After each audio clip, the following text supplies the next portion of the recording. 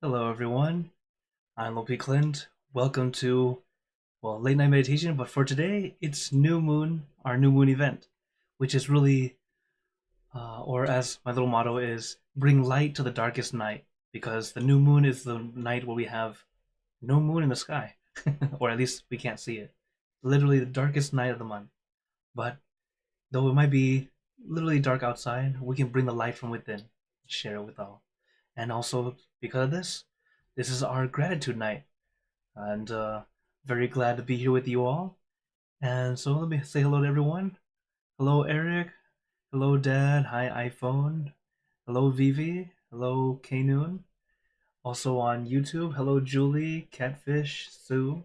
Thanks for joining in on YouTube, and everyone watching on Facebook and Twitch. I just realized I forgot to turn on. But anyways, um, hope everyone's been doing well, and of course, have you guys been doing your homework?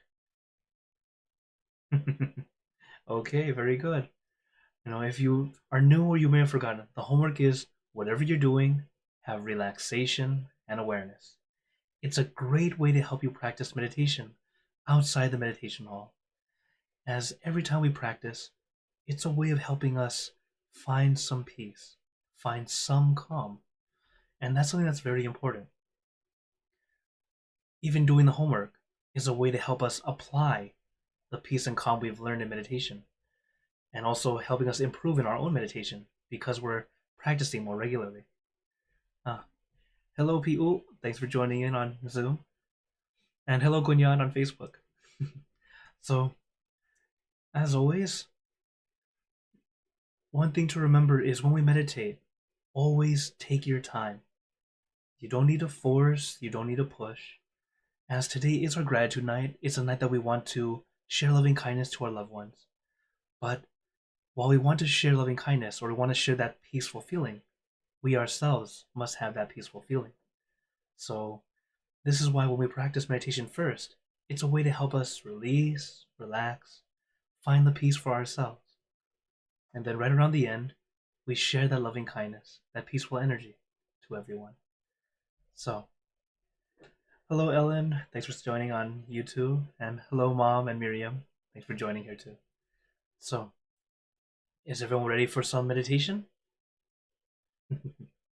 Okay, then let's get into our perfect position, as I like to call it, because it's perfect for you. And when you're ready, gently close your eyes. Take in a deep breath. Breathe in the cool, calm, relaxing air. And breathe out all your worries, thoughts, and responsibilities. Just let it all go. Forget about it for the time that we are meditating. Just breathe in, breathe out. Let each breath of fresh air help you become more relaxed, more comfortable.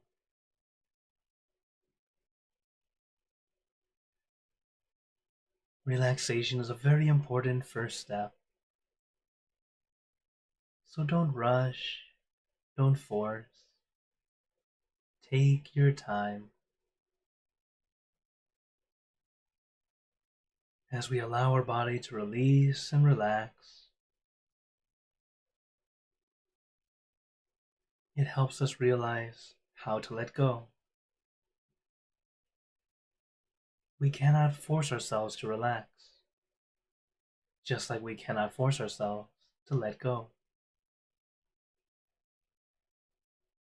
It's all the little bits of wisdom that we gain from the practice itself.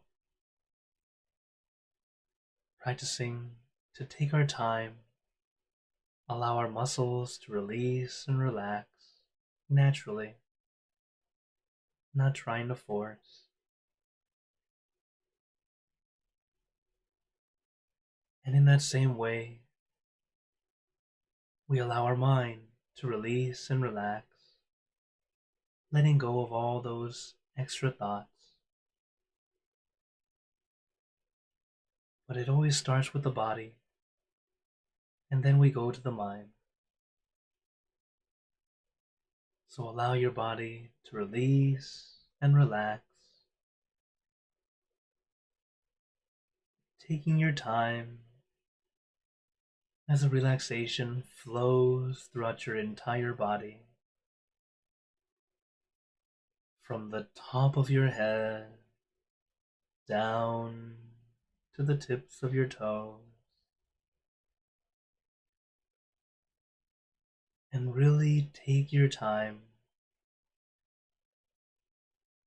You don't need to rush. It's okay to be relaxing or continuously releasing and relaxing for most of the meditation. When we first start out, there's usually a lot of adjustment, trying to find our perfect position, or at least a position that feels somewhat perfect to you. But as we practice more often, more regularly, it becomes almost second nature. You know the position that feels right to you. You feel comfortable, feel at ease, allowing you to not need to worry about your body. Simply sit comfortably and begin your meditation. But even after years of practice, it doesn't mean you will not move anymore. I've been practicing for over 25 years, and I still make adjustments.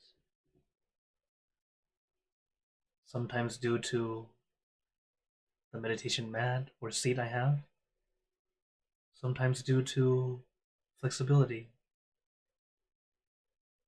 or lack of it,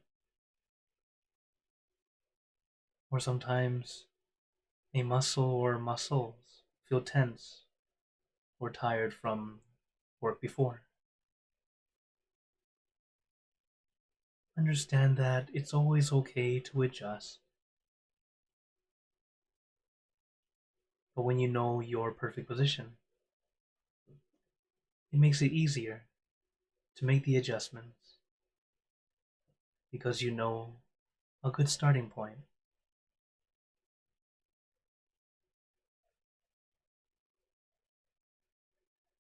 And any time throughout the entire meditation, if you feel the need to adjust your body, feel free to do so.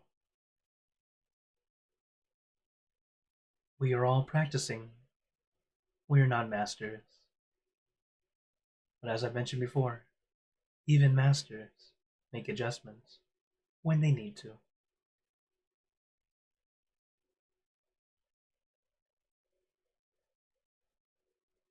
So first, relax your body, and then relax your mind.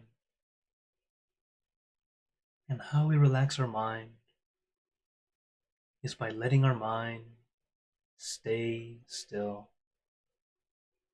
How to stay still? To let our mind stay with just one thing.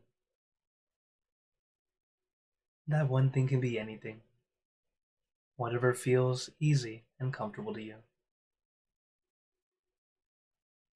I recommend the full moon or a bright star. It's simple. It's also pretty neutral. But you can choose anything at all, whatever feels easy and comfortable to you. Because what we want is to help our mind stay focused, but also relax. It's the balance of relaxation and awareness. not just relaxation and not just awareness. If you have just awareness, what happens is you gain tension and discomfort.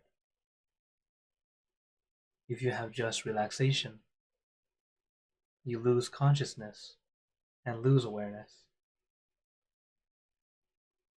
We want something right in between,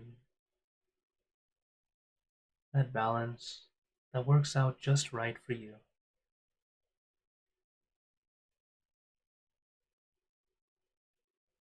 Remember that relaxation is a spectrum. It's a range. Your level of relaxation might not be the same as someone else's. So you don't need to compare. You don't even need to race or compete over who can get relaxed first. That doesn't matter. But instead, allow yourself to release and relax to the point where you feel okay. It can be a little bit more than okay. That's fine. If you're even more than okay, like you're very, very relaxed, that's fine also. But make sure you still have a little bit of awareness to help us still stay aware, not drift to sleep. But of course, if you're new or you've had a long day, it's very easy to drift to sleep, as sleeping is not a problem in meditation. Snoring is, especially in a group session.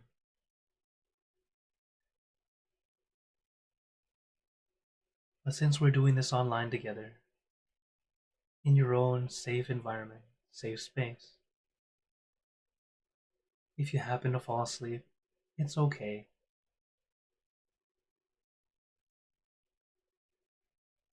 At least you get a nice little nap.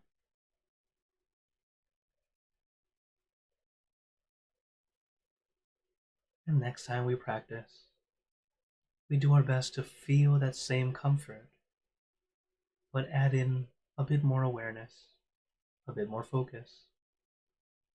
This way we keep our balance. And as we keep our balance, little by little, we start to gain clarity.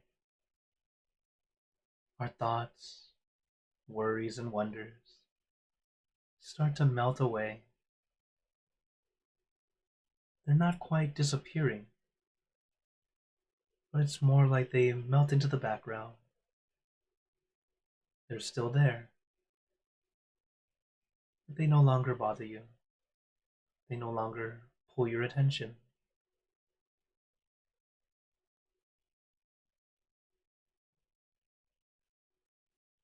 And that's what we're doing as we meditate. It's like we're in the middle of a storm, but we are like the eye of the storm, the quietest, calmest spot, surrounded by a storm. This storm of thoughts, wonders, and worries. Our everyday thoughts, our everyday everything. When we've learned to begin to let go, to allow ourselves to stay in that calm, peaceful feeling.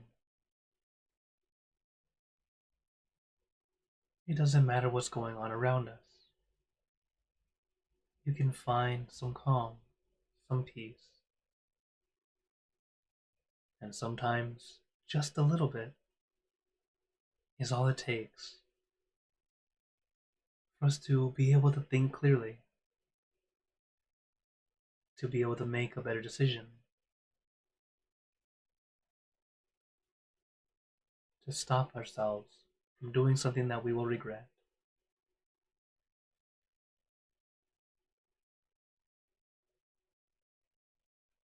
And this is why we practice, as the benefit of meditation is very vast, from stress relief. It's good for mental health as well as physical health, but also spiritual health.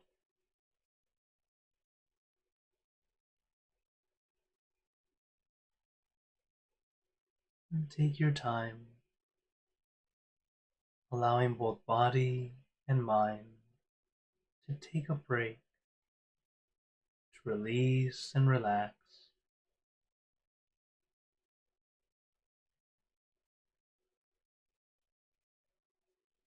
As tonight, we want to share that peaceful feeling to all those we're grateful for, our friends and family, relatives who have passed on.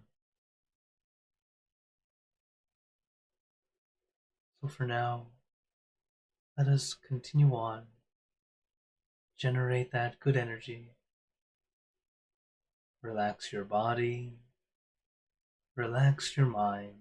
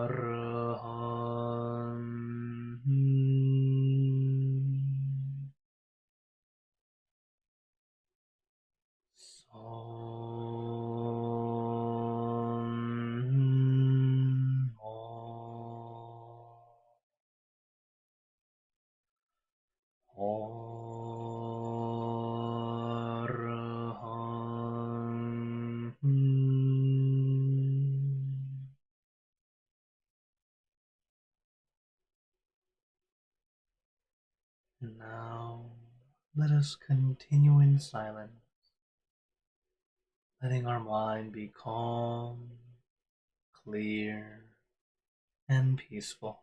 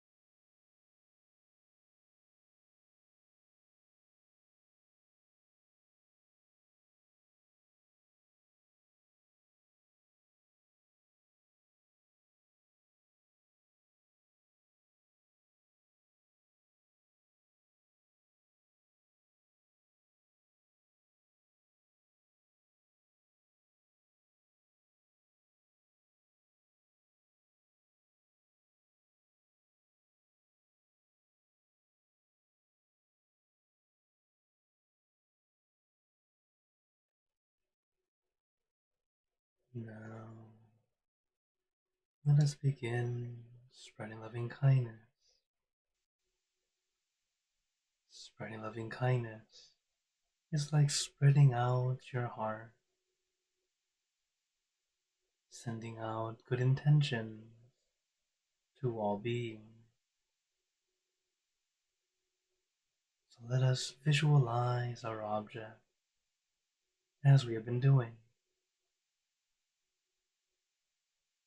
and imagine that your object becomes crystal clear, clean, and bright.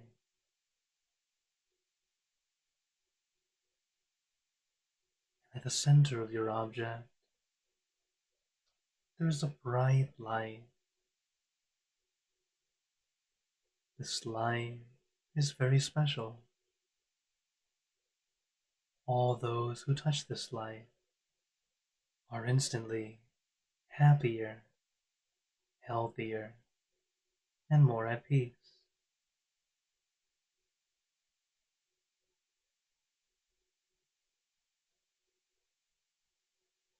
So we let this light illuminate our bodies, filling our body with light. And let this light shine out from you, filling the room. And let this light spread far and wide, filling the city and the surrounding city,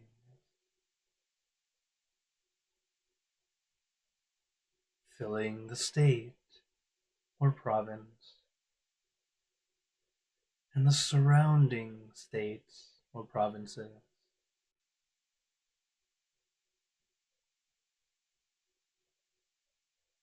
filling the country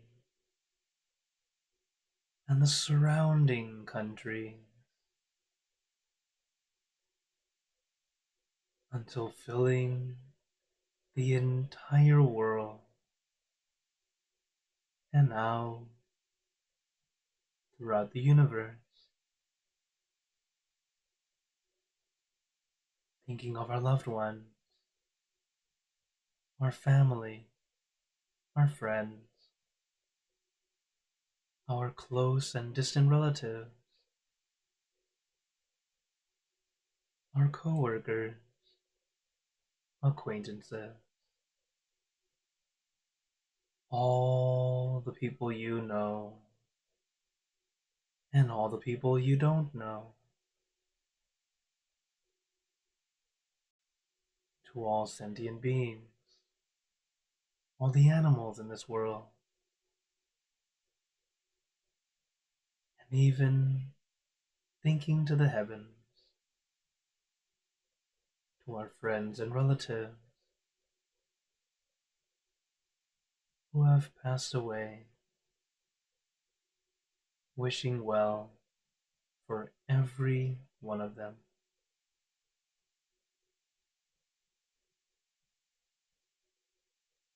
And as we are spreading loving kindness, let us make a wish for ourselves, for us all to be happy, healthy, wealthy, successful, to gain wisdom, attain enlightenment, for world peace.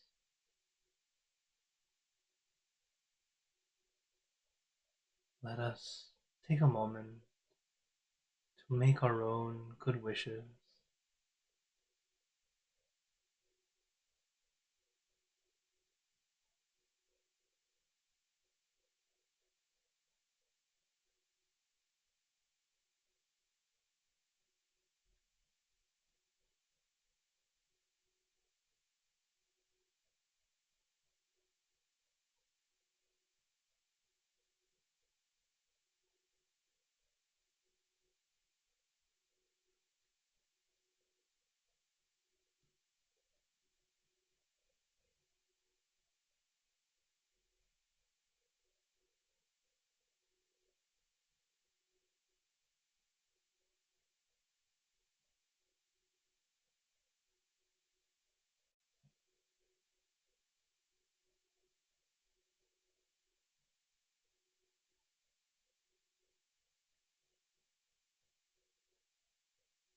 เตพุทธาปรปตาปัจเจกานันจะยังพลังอรหันตานันจะเตเจนรคัมปันธามิสัพพโสสัพพพุทธานุภาเวนะสัพพธรรมานุภาเวนะสัพพสังฆานุภาเวนะสัทธาโสธีภาวันตุเต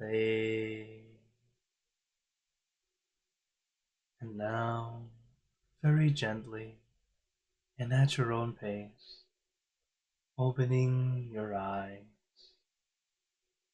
Take your time as we slowly come back. You can take in a few deep breaths, do a little stretch if you'd like, as we slowly come back.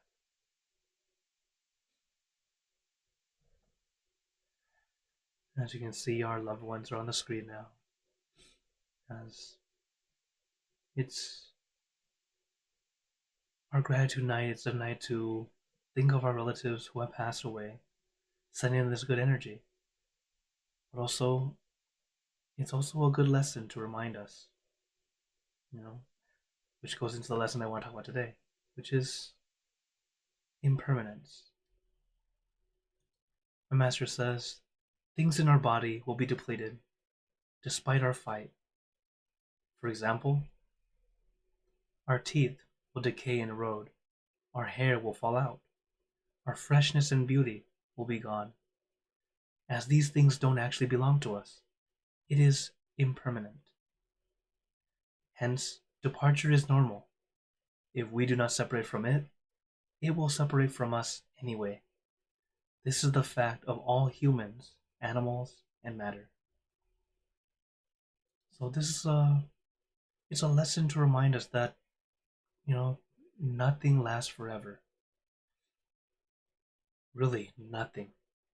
And usually when we hear this, the first thing we think is all of our loved ones, all our treasured things. We think of all the good things that we want to keep will not last.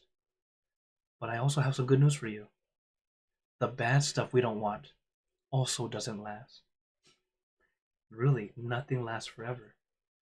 It's when we start to realize this, you start to not be too attached to our negative emotions and negative situations, because they will happen. That's just part of life. You'll go through life and have plenty of not so favorable situations happen in your life. This is just natural. So the good thing is, they won't last. So we don't have to be so fully stressed over them. And the things that we do have, that we do love and cherish, do our best to care for them as best we can while they're still with us. So it's just a nice little bit of Dharma to share with you, to remind you, as we meditate, we find our peace. Even our peace doesn't seem to last. After a little while, something might shock you and peace is gone. Or even after meditating, you feel good, and then you feel annoyed out of nowhere for something. It's okay. Little by little we practice to find our peace, to find our calm, because at least that's something that can regenerate a lot easier.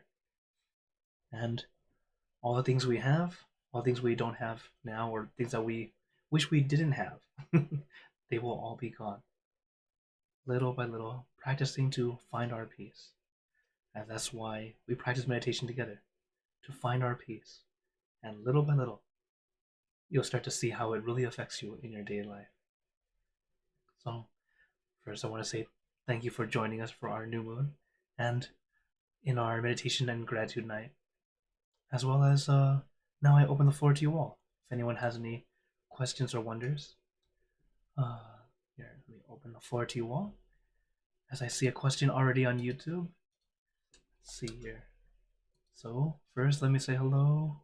Okay, man, I didn't. Oh, hello, Lei. Thanks for joining in. Hello, Akshi. I see you here on Zoom now. And then, hello, Hakuzo Jason on YouTube. So Hakuzo has a question. He says, what is the most common forgotten precept that monks miss from being too adjusted to monk life? Hmm. So a common mistaken or forgotten precept. Let's see. I can't speak for all monks because every monk is like all of us. We're all very different. It's really about how mindful we are in different things. So for example, one category of precepts that people that monks may forget from time to time would be how we eat. We have 30 precepts on how to eat. You go, whoa. And it's and the precepts, especially for the monks, the precepts are a guide to keep us mindful. So since we eat every day, and for monks, usually once or twice a day, and that's it. We don't really have dinner. We fast. So, for example, if we're eating, we pick up the food, and the spoon comes to the mouth. We don't have our mouth come to the spoon. You're like, huh. A lot of it is etiquette, like royal etiquette. But the Buddha saw that it's actually something very good to practice mindfulness. So sometimes it's how we eat, not to drop a grain of rice, not to drop a drop of soup. You know, it's little things to help us be mindful as we eat. Literally making life a practice of mindfulness. That's what the precepts are. When you really look down and deep into it, they're not so much rules and regulations.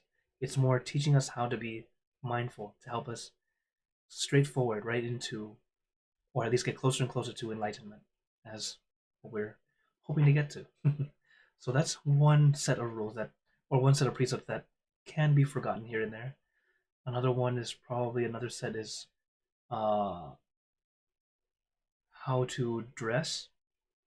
Sometimes we uh, sometimes we rush and put on the robe really quickly, and sometimes it's just slightly off. We're actually supposed to fix that first. So, of course, if you're not a monk, you wouldn't know the difference, but the monks know, and they go, oh, "Oops, I need to fix that." Let's see another category. Hmm.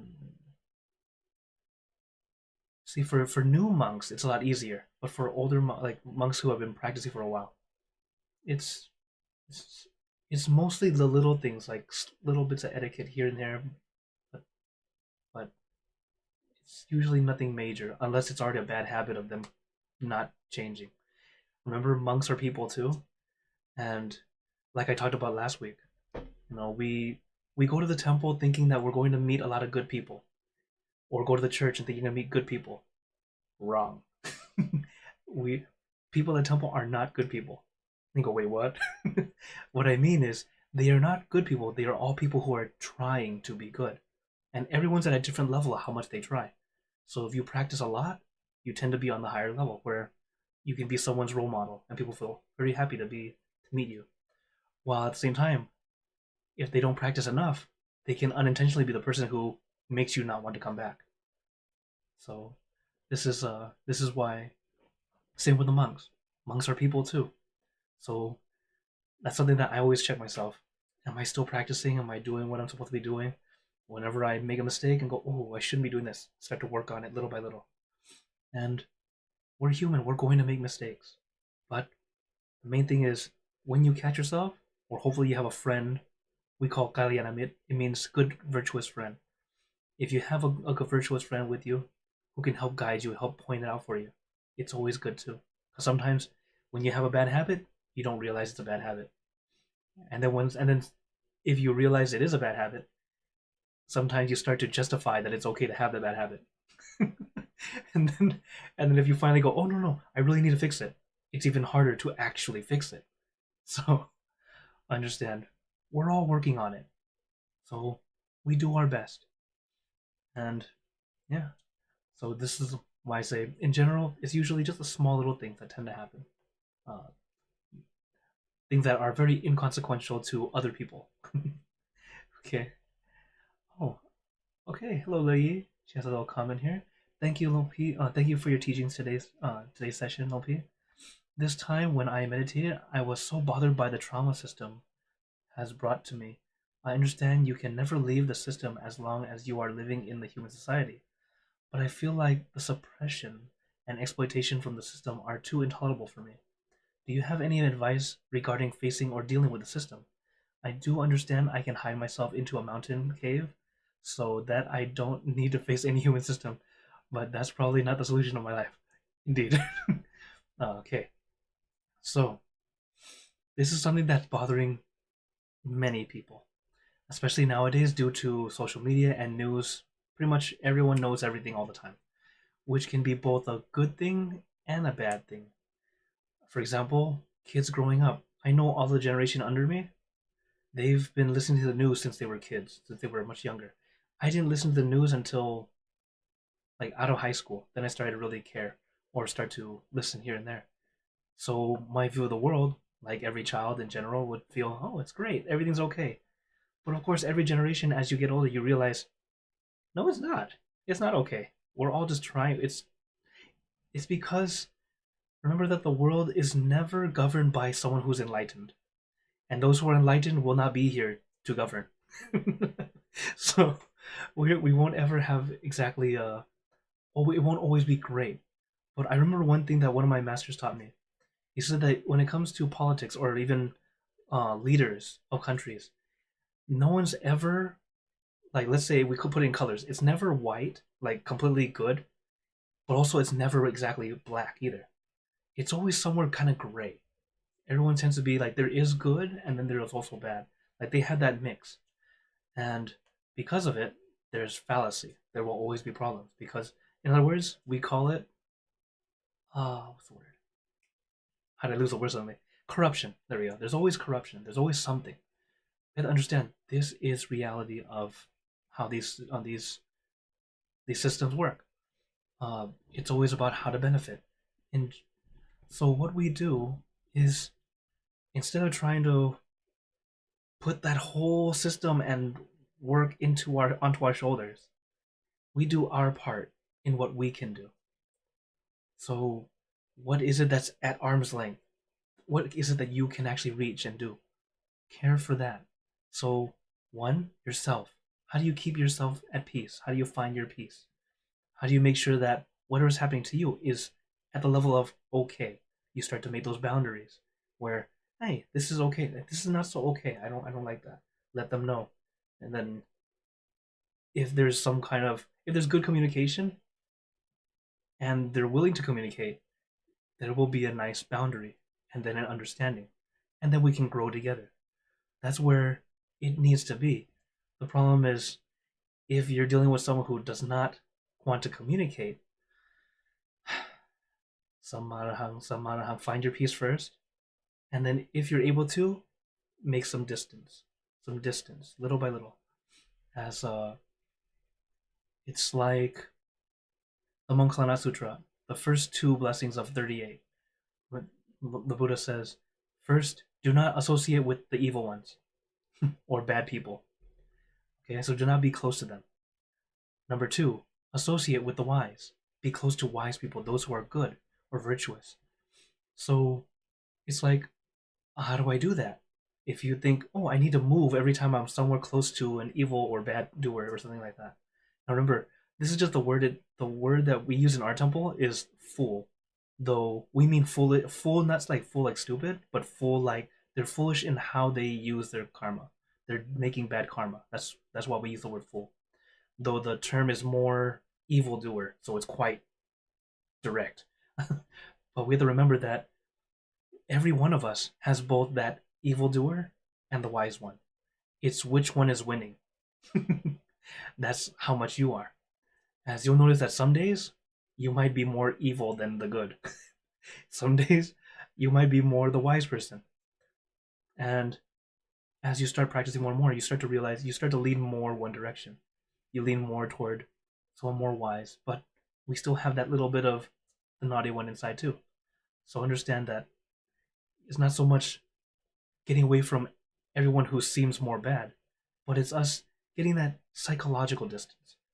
Physical distance won't work, because if you move 100,000 miles away from that evil doer, suppose, you know what happens? Your new neighbor happens to be another one. It's like, oh, great. It will not matter. The physical distance will not help at all. The main thing is our psychological distance. That's why we use the word associate. So what is the association? If you are close to them, then you start to instill behaviors upon each other. That's where it becomes not so good if you're around someone not so good. Like how they say, choose your friends wisely. If you're with a bad crowd, they tend to pull you towards something not so great. If you're around like the studious type, the good kids or the good crowd, we tend to pull you towards something better. So it's very much like that. Starting off with your own little bubble first. And what's interesting is as you make your bubble or your bubble of friends or your group of friends, okay, you're choosing the right people, the bubble grows. Sometimes you yourself become a light for your friends. Sometimes you have a friend that is the light and they help you out of your rut. And that's the thing. It's it's more so not so much caring about the system too much because that ends up causing us more stress because we're still the little one. As of right now, like if you eventually become a politician or someone like who can actually make a difference, go for it. But until then, we will support who's doing what we want or what we're hoping for change. But us ourselves, we need to make sure we keep our peace first. Okay? And I know there will always be this feeling of why is it like this? As I know, every generation, they've all had the same kind of feeling, especially when they start to understand the world more and more, and you go, oh. But remember, due to how the media works, we always tend to focus on the negative. And the negative is usually just a little bit of the whole picture, like a fly on the cake. The cake is huge, fly is just as small, but we always focus on the fly. Suddenly the fly is bigger than the cake. Oh, we can't eat this cake anymore, it's horrible. When all we had to do was just take a spoon and scoop that spot out. No problem, right? So, little by little, it's just finding our own peace. This is what will help us move forward. Because then you'll start to see all that, it can be a problem. We do what we can to kind of watch from a distance, but if you're not directly in there, you don't need to be so you don't need to be stressing over it. Okay? Go with what's right here right now. What is it I can do right now? First for myself, my family, my loved ones, and then on to those around us, little by little. Okay? Thank you for your question. And I hope this mindset helps you out. Okay. Any other questions or wonders tonight? And just like our lesson today, impermanence. Nothing lasts forever. Okay? So, little by little. All right. If no other questions tonight, sabai sabai. As always, feel free to use this QR code, or if you're on YouTube or Facebook, it's the first link right under the description. It'll go to my digital business card where you guys can contact me directly if you'd like, as I'm always very happy to connect with you all. And as time has now come to a close, I'd like to give you all a blessing. May you all be blessed with happiness, good health, wealth, success in your life. May you be surrounded by good friends who will always guide you into light, in times of darkness and in times of need. And when you close your eyes to meditate, may you attain inner peace easily and quickly in every lifetime. So thank you again, everyone. Have a wonderful day or night, wherever you're watching from. And remember, a smile a day keeps the stress away. So everyone, keep smiling, and let's brighten up the world together. So for everyone on YouTube, Facebook, and Twitch, see you guys next time. And for those on Zoom, feel free to stay longer if you'd like to chat. Take care, everyone.